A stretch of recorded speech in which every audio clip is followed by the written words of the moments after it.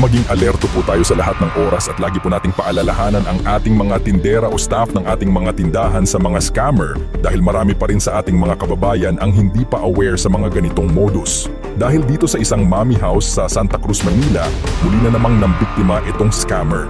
At sa pormahan pa lang nito, naka-motor trade na helmet at naka-face mask ay agad mo na siyang makikilala kapag napanood mo na ang kanyang mga previous video sa pang-i-scam.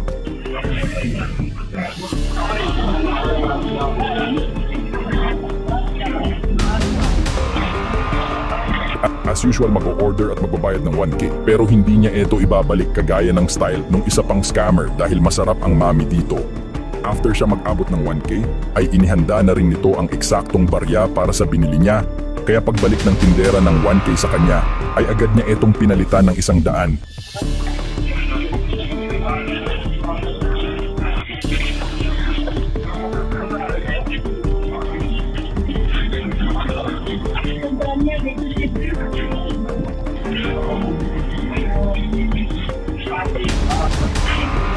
At dito ay nag-alangan pa ang tindera dahil 1,000 daw yung inabot niya. Kaya ang tindera dahil di rin sigurado ay nagbigay pa ulit ito ng 1,000. Kaya hayon nakadilihensya si bakla.